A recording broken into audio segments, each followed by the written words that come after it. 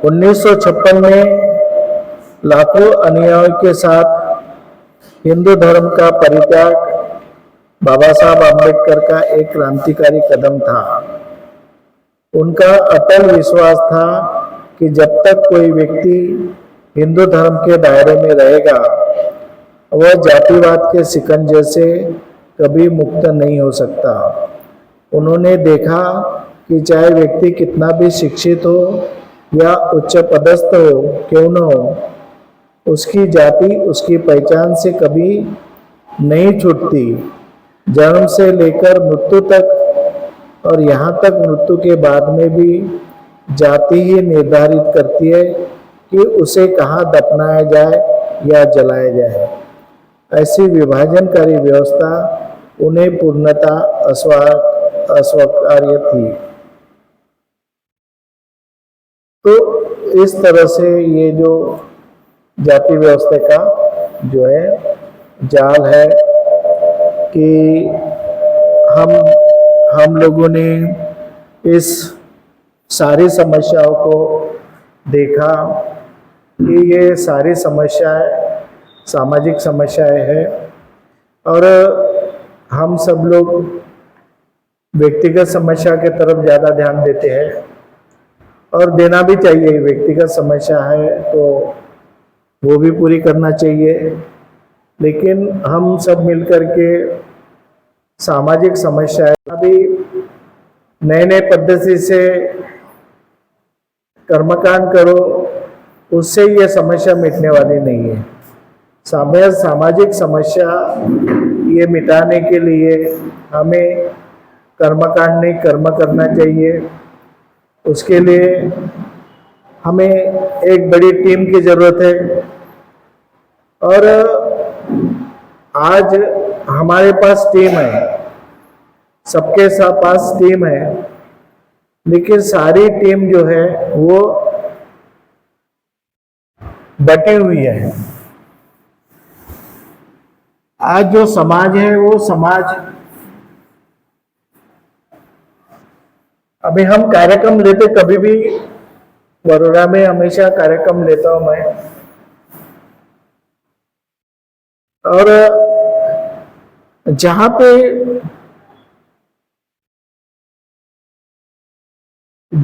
ज्यादा बैनर आए,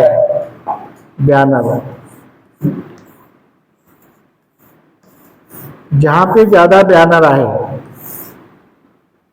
जितने बैनर रहेंगे संख्या तो बढ़ेगी, तुम्हारी संख्या बढ़ेगी। मैंने देखा कि 10 बैनर रहेंगे तो यहाँ पे 1000 की संख्या बढ़ेंगे, लेकिन ये जो 1000 की संख्या है वो 10 बैनर तरह बटी हुई है।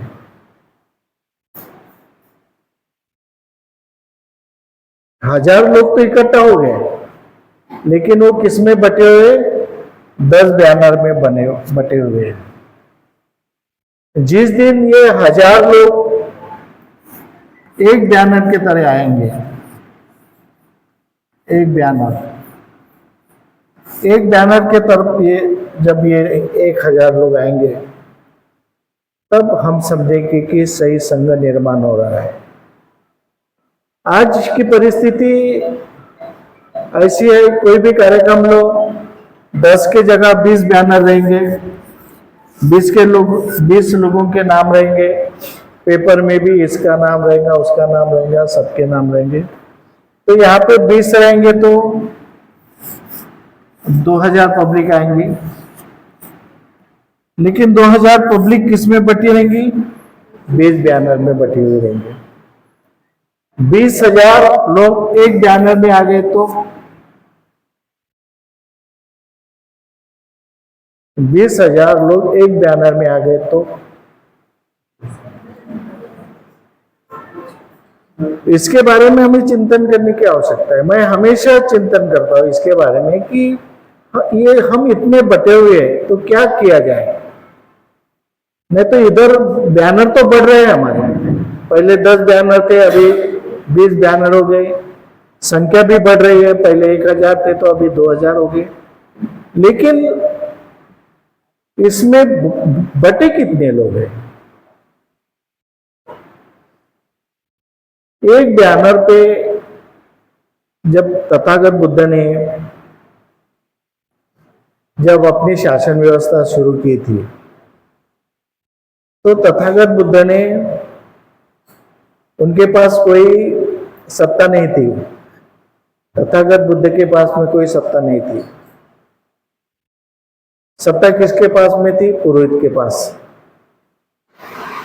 पुरोहित किसकी बात मानता था? पुरोहित की बात राजा मानता था। और राजा सत्ता थी तो राजा पुरोहित की बात मानता था। तो पुरोहित के हाथ में सत्ता थी और पुरोहित समाज का शोषण करता था।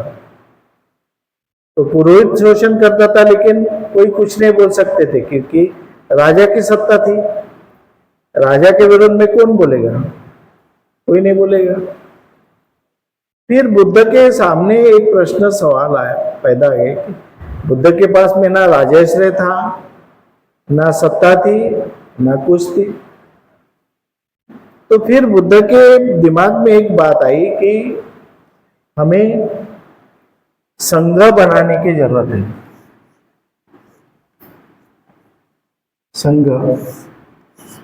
संघ में एक नेता, एक नेतृत्व, एक विचार,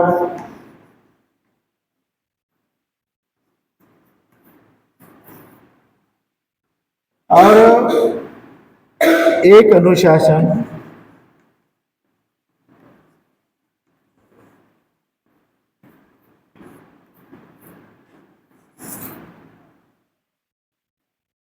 one model, one standard, discipline, एक डिसिप्लिन, ये सब बुद्ध के दिमाग में आई बात। तो बुद्ध ने फिर भिक्खु संघ स्थापन किया। भिक्खु संघ में उन्होंने प्रशिक्षण दिया। प्रशिक्षण के माध्यम से उन्होंने एक विचार दिया जिसका नाम उन्होंने धम्म रखा। धम्म यानी एक विचार। कोई कर्मकांड नहीं दिया उनको, कोई पूजा अर्चा का काम नहीं दिया, कोई मूर्ति पूजा का काम नहीं दिया, उनको एक विचार दिया और प्रशिक्षण दिया। प्रशिक्षण कब दिया? वर्षावास में दिया। 3 महीने वर्षावास में उनको प्रशिक्षण दिया। प्रशिक्षण में क्या पढ़ाया कि एक इंसान को दूसरे इंसान की समस्या, दुख का कैसे दूर करना है, समस्या दूर कैसे करना है, समस्या के कारण क्या होते हैं, समस्या कैसे दूर की जाती है, इसका प्रशिक्षण, जिसको आर्य सत्य कहते हैं, आर्य सत्य का प्रशिक्षण बुद्ध ने भिक्षु संघ को दिया। तो एक संघ स्थापित हुआ, एक विचारधारा स्थापित हुई जिसका नाम उन्होंने धम्म दिया। वो विचारधारा कौन सी थी? पूजा अर्चा की थी क्या? अंधविश्वास की थी क्या? नहीं। कौन सी थी कि समाज में समस्या है, समस्याओं को कारण है और कारण का निराकरण हो सकता है, और निराकरण का जो मार्ग है आर्य अष्टांगिक मार्ग है। यानी ये जो एक धम्म का स्वरूप बनाया और भिक्षु को कहा कि जाओ भिक्षु, ट्रेनिंग लेकर जाओ और समाज में समस्या को देखो, समस्या समझो और समस्या का निराकरण करो। तो भिक्षु वैसे ही करने जाए। भिक्षु का वहां जाके पूजा करते थे, कर्मकांड करते थे, अंधश्रद्धा फैलाते थे, ईश्वर परमेश्वर बताते थे, अलौकिक चमत्कारिक बातें बताते थे? नहीं बताते थे। जाके उस गांव की समस्या देखते थे, समस्या के कारणों को देखते थे और उसका निराकरण कैसा करना, इस तरह से वो गांव में जाकर भोजन के लिए नहीं जाते थे। आप गलत समझे कि भिक्षु चारिका करता था तो भोजन के लिए चारिका करता था। भिक्षु भोजन के लिए चारिका नहीं करता था। भोजन तो राजा यूं ही देते थे। भोजन तो यूं ही मिलता था। वो इसलिए जाते थे कि उनको धम्म प्रचार करना था, लोगों तक धम्म पहुंचाना था। भोजन के लिए नहीं जाते थे, खाना मांगने के लिए नहीं जाते थे। वो उनको घर घर जाके धम्म पहुंचाना था, लोगों तक जाना था, लोगों की समस्या देखना था और उनका समस्या का निराकरण करना था। तो भोजन के बाद में एक जगह आके बैठते थे पेड़ के नीचे, लोग आते थे, अपनी अपनी समस्या पूछते थे, फिर समस्या का निराकरण वो भिक्षु करते थे लोगों का। तो इस तरह से उन्होंने क्या किया, उन्होंने किया कि जहां पे प्राणी हिंसा होती थी, जीवित प्राणियों की हिंसा, जीवित प्राणियों की हिंसा होती थी, कहां पे यज्ञ में होती थी। तो उन्होंने प्रचार कौन सा किया, गांव गांव जाके, कि प्राणी मात्रा का हिंसा नहीं करना है। पानाति पाता वेरमणि सिक्का पदम समाधियान। उसने पुरोहित को बोला क्या, पुरोहित से झगड़ा किया है क्या, पुरोहित से युद्ध किया क्या, नहीं किया। उन्होंने विचारों का युद्ध किया, वैचारिक युद्ध जिसको कहते, वैचारिक संघर्ष किया कि तू प्राणी मात्रा की हिंसा करता है यज्ञ में, तो मैं उसका नकार देता हूं कि प्राणी मात्रा की हिंसा नहीं करना। ऐसा प्रचार किया। उसके बाद में दान की भावना, लोगों को दान दक्षिणा मांगना, एक प्रकार के चोरी जबरदस्ती से जानवर लाना, यज्ञ में काटना उनको। फिर बुद्ध ने लोगों को क्या बोला कि अधीन दाना वेरमणि, जो देते हैं वो लोग, जबरदस्ती से किसी के जानवर लाके काटो मत यज्ञ में। फिर व्याभिचार होता था, महिलाओं का खुलेआम व्याभिचार होता था। उन्होंने क्या किया, व्याभिचार नहीं करना, महिलाओं को सम्मान देना, महिलाओं की इज्जत करना, इस तरह से उन्होंने किया। इसके बाद में झूठ बोला जाता था कि स्वर्ग प्राप्त होता है, तो ये होता है यज्ञ करने से। उन्होंने बोला कि ये झूठ है, स्वर्ग नहीं नरक नहीं कुछ नहीं है, ये झूठ बोल रहे हैं। तो उन्होंने मूसावादा का ये किया। उसके बाद में लोग शराब पीते थे, दो प्रकार की शराब पीते थे, एक सोमरस और एक दारू नशा। तो उन्होंने शराब के विरोध में नारा दिया कि सुरा मेरा मज्जबमा दठाना वेरमन, ये 5 शील दिए उन्होंने, और 5 शील का लोगों तक प्रचार किया।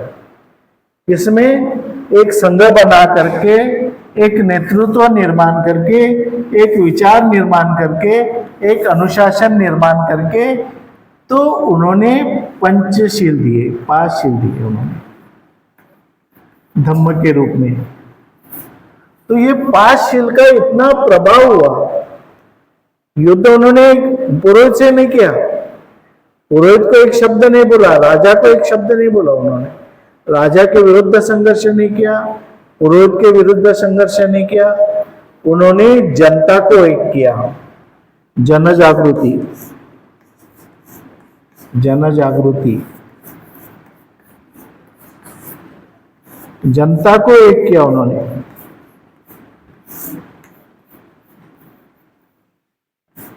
जनता को एक किया, जनता के पास गए, लोगों के पास गए और जनता को, अपने जनता के विचारों को परिवर्तित किया, अपने पक्ष में लिया, जनता के विचारों को अपने पक्ष में किया।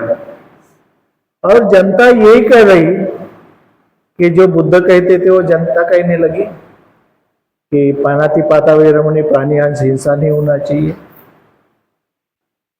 तो उसका प्रभाव इतना निर्माण हुआ, जनता का प्रभाव इतना निर्माण हुआ कि राजा को यज्ञ बंद करना पड़ा। राजा को नहीं बोला उन्होंने, पुरोहित को नहीं बोला, डायरेक्ट जनता के पास में गए जनता को जागरूक किया, जनता के मनों को परिवर्तन किया, विचारों को परिवर्तन किया और वैचारिक परिवर्तन से राज किया। राजे से ही मिला। राजों ने पुरोहित को छोड़ के बुद्ध धर्म स्वीकार किया, बुद्ध के पीछे गए। तो जो वैचारिक परिवर्तन है, वो वैचारिक परिवर्तन हमें करने की जरूरत है। हमें युद्ध नहीं, बुद्ध ने भी युद्ध नहीं किया, बाबा साहब ने भी युद्ध नहीं किया। हमें वैचारिक संघर्ष की जरूरत है और हमें वैचारिक संघर्ष के, इसलिए ये जो इतने सारे बैनर है, तो इतने सारे बैनर, वैचारिक संघर्ष कैसा होगा? ये जितने ज्यादा बैनर रहेंगे उतने आपस में संघर्ष होगा। वैचारिक संघर्ष कैसा होगा? आपस में संघर्ष होंगे। 10-10 लोगों की बैठकें होंगी, 20-20 लोगों की बैठक होंगी। यहाँ पे 10 लोग बैठ रहे, वहां पे 20 लोग बैठ रहे, वहां पे 30 लोग बैठ रहे, अलग अलग बैठ रहे। ना एक विचार है, ना एक विचारधारा है, सिर्फ बाबा साहब आम्बेडकर है, बुद्ध है, लेकिन अंदर की विचारधारा तुम्हारी अलग अलग है। ना एक संघ है, ना एक विचारधारा है, ना एक कुछ भी है। तो तुम कैसे वैचारिक परिवर्तन लाओगे? एक विहार में, जब भी चंद्रपुर नगर में क्या 4-4 विहार है हर एक गली में, एक विहार की भाई दूसरे विहार में नहीं जाते, नहीं बोलते मेरा विहार नहीं है वो। हम विहारों को बांट दिए। एक उपासिका वो भिक्षु के तरफ नहीं जाती, नहीं वो मेरा भिक्षु नहीं है, वो मेरा भिक्षु है। तुम भिक्षु को बांट दिए, विहारों को बांट दिए, विचारों को बांट दिए। कहा तुमने एकता कहा रखे? वो भिक्षु का वो मेरा नहीं, उसका वो कार्यक्रम भी होगा ना, वो कैंसिल जाके करेंगे, वो भिक्षु का नहीं है। क्या मेरे पास दूसरा भिक्षु है, उसका कार्यक्रम रखो, उसका कैंसिल करो। वो कार्यक्रम रखने के बावजूद भी वो नहीं, तुम्हारा नहीं, अभी कैंसिल हो गया, दूसरा भिक्षु आ रहा है। यानी हमने भिक्षु को भी बांट दिए, विहारों को भी बांट दिए, लोगों को भी बांट दिए, संगठन को बांट दिए, बैनर को बांट दिए, सब हर जगह पे बांट दिए हमने। तो हमारा संघ कहाँ है? एक संघ कहाँ है? तो हमें तो वैचारिक युद्ध करना है। इसलिए हमें सामाजिक संगठन निर्माण करना है। मैंने बहुत विचार किया और मैं उसके बारे में बहुत एक अच्छी किताब भी लिख रहा हूँ, लेकिन अभी वो इंडिया में नहीं रहेंगी वो किताब, वो जापान में जाएंगी। पहले जापान का ऑर्डर है, तो वहां पे बैनर नहीं रहेगा, संगठन नहीं रहेंगे, समाज रहेगा। सिर्फ एक समाज, एक विचार, इतने टुकड़े नहीं रहेंगे, इतने नेता नहीं रहेंगे। एक समाज रहेगा, तो एक समाज के अंतर्गत सभी, बस नेरी है, नेरी गांव का एक बैनर रहेगा। सिर्फ नेरी में इस ऐसा ऐसा कार्यक्रम है, किसी का नाम नहीं, किसी का बैनर नहीं, किसी का नेरी।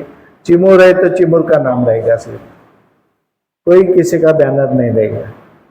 जब हम ये बैनर कम करेंगे, जितने बैनर हम कम करेंगे, जितने अपने अपने नाम, अपनी अपनी प्रसिद्धि जितने कम करेंगे, उतना हम समाज को एक कर सकेंगे।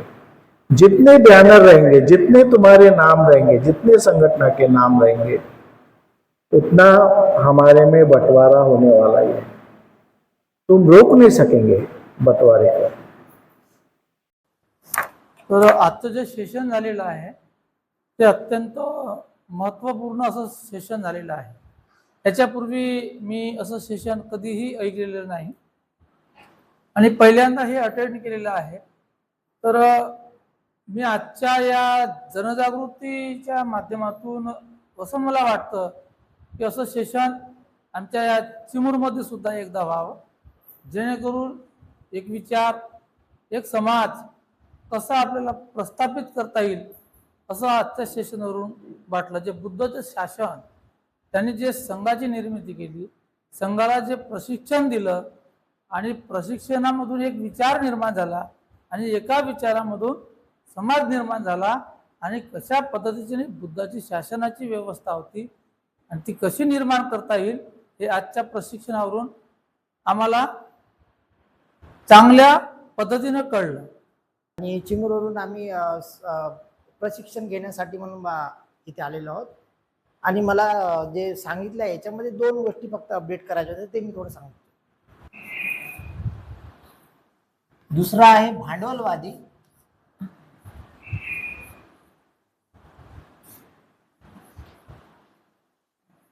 आणि यांच्या सोबत आहे बाबा. आता हे जे 3 लोक आहेत हे 3ही लोक मिळून इथे सरकार चालवत आहे. हे सरकार काही आपल्यासाठी चालवत आहेत का? नाही. हे कुणासाठी चालवत आहेत? हे 3 लोक मिळून स्वतःसाठी चालवत आहेत. हा एक अपडेट मला सांगायचा जो मला पटते त्याप्रमाणे. दुसरा पॉइंट होता एक जे सांगितलंय बॅनर, म्हणजे जे बॅनर सांगितले आहेत बॅनर मध्ये कसं आहे, आपले जे बॅनर निर्माण झालेले आहेत 10 आहेत, 20 आहेत, 20 आहेत उदाहरणार्थ. आता सांगितल्याप्रमाणे काय होते, 10 बॅनर जे म्हणत आहेत त्या 10 बॅनरला फंडिंग कोण करताय? त्याला फंडिंग करतात हे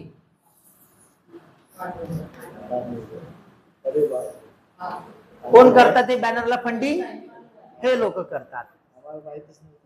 तर आपल्याला हे सतर्क कसं होता येईल याच्यापासून, हा बहुत महत्वाचा विषय आहे. याच्यावर काय उपाय करता येईल बा, याच्याबाबत मला कोणी जर इथून जर सांगतील तर या सेशन मध्ये खूप छान होईल. जय भीम. सर्वांना मैत्रीपूर्ण जय भीम. माझं नाव विलास राऊत आहे. मी नेरी चिमूर या गावातून आलो आहे. आमच्यासोबत आमची पूर्ण टीम आहे चिमूरची. आम्ही सगळे धम्माच्या कामात काम करतो.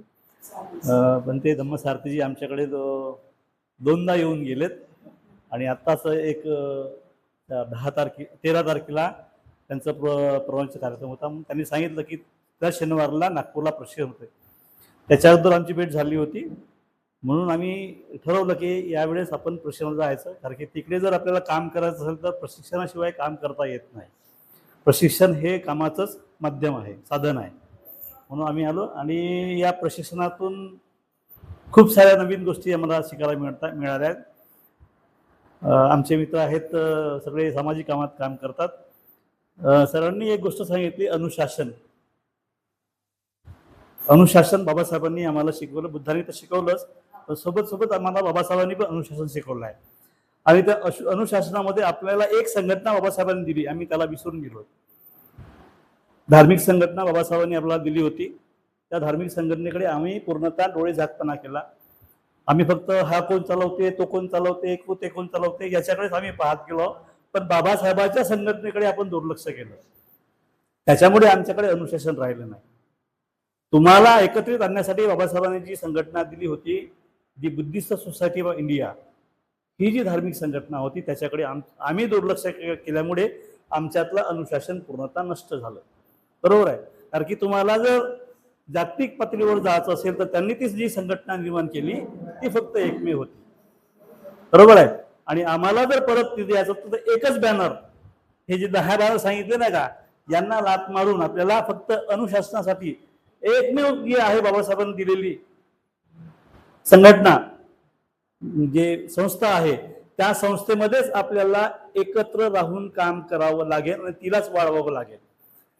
ती आता खरी कोणती खोटी कोणती हे तुमचा विषय आहे, तुम्हाला शोधणे. बरोबर आहे.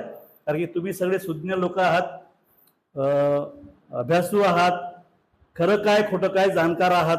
बुद्धांनी ते सांगितलं की खरं कसं जाणावं आणि सत्य कसं जाणावं, असत्य कसं जाणावं हे आपल्याला शिकवलं गेलं आहे. त्या मार्गाने आपण खरं काय आणि खरी संघटना कोणती, खरं काय आहे ना बाबा, आणि आपल्याला तेच घर आहेत जे जे आपल्याला दिलेली आहेत. आपल्याला त्याच घरात राहून आपण एक अनुशासन लावू शकतो. तर माझी एवढी अपेक्षा आहे की आपणही त्या संघटनेला पुन्हा मोठा कसं करता येईल, आहे की नाही. बाबासाहेबांना मोठं करायचं तुम्हाला संघटना त्यांची, कारण ते आपले घरं आहेत. त्यांनी त्यांचे आपले 4 जे मुलं घालवलीत ते त्यांनी आपल्याला 4 मुलं दुसरे दिलीत. त्यांना आपण जोपासलं नाही. बरोबर आहे. 4 कोणकोणती घरं दिलीत, मुलं दिलीत? The Buddhist Society of India, Republican Party of India, Samata Sainik Dal आणि आणि एक ते स्मारक समिती, बरोबर आहे. ही जी 4 मुलं तुम्हाला दिली आहेत, ते 4ही मुलं आम्ही अनाथ करून टाकली आहे की नाही. या 4ही मुलांना परत तुम्हाला जर जिवंत करायचं असेल तर तुम्हाला जिवंत व्हावं लागेल. आम्ही मेलेलो आहोत सगळे. आम्ही भंतेजींनी सांगितल्याप्रमाणे कधी इकडे, कधी तिकडे, कधी इकडे. आम्ही आमच्या मनाशी प्रामाणिक नाही आहोत. आम्ही प्रामाणिक नाही आहोत कारण की आमच्या समस्या खूप आहे. आमच्याकडे दुःख खूप आहे. पारिवारिक दुःख आहे, व्यावसायिक दुःख आहेत, आहे की नाही. या दुःखातून आम्ही दूर नाही गेलो अजून, आहे की नाही. या दुःखातून जर जायचं असेल तुम्हाला तुमचं दुःख काय आहे हे कळलं पाहिजे. आम्हाला आमचं दुःखच कळलं नाही आहे. आम्ही त्या दुःखालाच आमचं सुख म्हणून कवटाळून बसलेलो आहोत, बरोबर आहे. या दुःखातून मार्ग देण्यासाठी भिक्खू संघ आहे आणि तुमची बौद्धिक पातळी वाढवण्यासाठी आणि आम्ही एक संघ येण्यासाठी हे सगळे जे बॅनर्स आहेत हे सगळे बॅनर तुम्हाला तोडावे लागतील. कोणत्याही बॅनरवाला आला तुम्हाला लागेल बाबा की आमचा एकच बॅनर आहे, आम्ही या एकच बॅनरच्या खाली एकत्र येणार, तुम्हाला यायचं असेल तर या, नाही तर तुम्ही कुठेही जा, बरोबर आहे. म्हणून मी तुम्हाला विनंती करतो की बाबासाहेबांच्या एका बॅनर खाली आपण सगळे येऊया आणि परत ही संघटना एक संघ कशी करता येईल. संघ बाबासाहेबांनी दिलेला आहे, तो संघ द बुद्धिस्ट सोसायटी ऑफ इंडियाच्या माध्यमातून परत आपण त्याला मोठं करण्याचं आणि त्याला मजबूत करण्याचं काम करूया एवढी अपेक्षा ठेवतो आणि थांबतो. जय भीम. सर्वांना नमो बुद्धाय, जय भीम. सर्वप्रथम सर्वांचे आभार मानते. या भूमीला जिथे धम्मसारथी भंतेजी आहेत त्या भूमीला तुमचे पाय वळलेत, ह्याचाच अर्थ ज्ञानाचा दिवा तुम्ही तुमच्या हृदयामध्ये चेतवायला निघालेले आहेत ही मानते आहे. कुठंतरी तुम्हाला वाटते आहे की भंतेजी एवढ्या कळकळीने काहीतरी चांगलं शिकवतात आणि ते शिकलेलं ज्ञान, ते जे ज्ञान आहे आपण सगळे अर्जित करायला येत आहोत आपण इथे. तर कुठेतरी तुम्हाला या शिक्षणाची ओढ लागलेली आहे. मी मगापासून बघत होती भंतेजीला एक प्रकारची तृष्णा आहे. ती तृष्णा आहे बाबासाहेबांनी जे ज्ञान दिलेलं आहे आणि ज्या अंधकारातून आपल्याला बाहेर काढलेला आहे, बाबासाहेबांनी आपल्याला काढलेला आहे, भगवंताचा शांतीचा मार्ग दिलेला आहे. तर त्या बाबासाहेबांनी जे आपल्याला शिक्षण दिलं ते शिक्षण, ते वाघिणीचं जे दूध आहे ते प्रत्येकाच्या शरीरामध्ये असं सळसळावं असं आमच्या धम्मसारथी भंतेंना वाटते. तर आपण इथून एक काहीतरी शिकलं पाहिजे की खरोखरच जे आपल्या भंतेजीला वाटते आहे, तब्येत खराब असताना, मी मगाशी बघितली त्यांची स्थिती, त्यांची तब्येत खूप खराब आहे तरी सुद्धा ते इथे आलेले आहे शिकवायला. तर इथून काहीतरी आपण घ्यायला पाहिजे की खरोखरच आपण जे काही अज्ञान अर्जित करतो ते फक्त स्वतःपुरतं न ठेवता आपल्या घरामध्ये आपलं घर पहिले चांगलं करायला पाहिजे. सर्वात प्रथम तर मी म्हणेन की आपलं हृदय चांगलं करायला पाहिजे, आपलं मन चांगलं करायला पाहिजे, आपलं मन सुदृढ करायला पाहिजे. हे मन हृदय जर आपलं स्वतःचं सुदृढ होईल, एका आईचं सुदृढ होईल तर ती आपल्या पूर्ण कुटुंबाला सुदृढ करते. ते सुदृढ मन, ते सुदृढ शरीर पुन्हा शेजारी पसरते. म्हणजे आपलं वातावरण शेजाऱ्याशी पण चांगलं झालं पाहिजे, एकाशी चांगलं झालं या बाजूच्याशी पण चांगलं झालं पाहिजे. म्हणजे हळूहळू आपलं जर वातावरण जर चांगलं झालं, सगळ्यात प्रथम तर दुसऱ्यांविषयी वाईट बोलणंच आपण सोडून दिलं पाहिजे.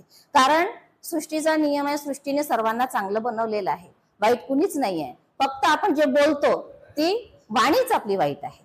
तर ती जर वाईट वाणी जी आहे ती जर आपली चांगली सुधारली आणि आपलं कर्म जे आपलं एकच कर्म आहे, धम्मसारथी भंतेजींनी सांगितले, आदरणीय आपले गुरु आहेत ते, त्यांनी सांगितलेलं आहे की एक नेतृत्व एक विचार, हे आपण पाळलं पाहिजे.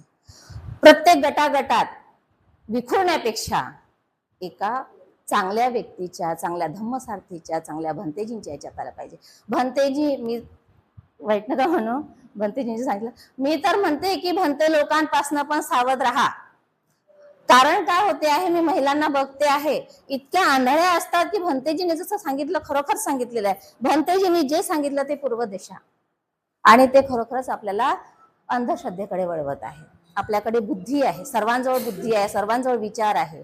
तर त्या बुद्धी आणि डोक्याचा विचार करायचा की समोरचा व्यक्ती आपण त्यांना आदराने बोलवलेला आहे, आपल्या घरी बोलवलेला आहे. ती व्यक्ती जेव्हा आदर करते, मी खूपदा पाहिलेलं आहे की महिलांना ते लोक अनादराने बोलतात, नाही करत, कधी कधी आदर नाही करत, काही पण बोलतात, ही पूजाच तुम्ही अशी मांडली, हे असं करायला पाहिजे, ते तसं करायला पाहिजे. आणि आपण भोळ्या भाबड्या चिवळ आहे म्हणून शांत राहतो, मनाला पटत नाही तरी पण शांत राहतो. अशा वेळी झटकून टाकायचं आणि स्वचित्ताला जागृत करायचं. काही गरज नाही अंत्यभंतेची. जर धम्मसारखे भंतेजी जर आपल्याला भेटत असतील आणि जे समाजाचा उद्धार करायला निघाले असतील, अशा भंतेजीच्या पाठीमागे आपण राहायला काही हरकत नाही. सर्व इथे जेवढे लोक आहेत, कमीत कमी एवढे लोक जरी आजच्या तारखेला आपण भंतेजींच्या मागे राहिलो तरी आपण समाजाचा उद्धार करू शकतो असं मला वाटते. आणखी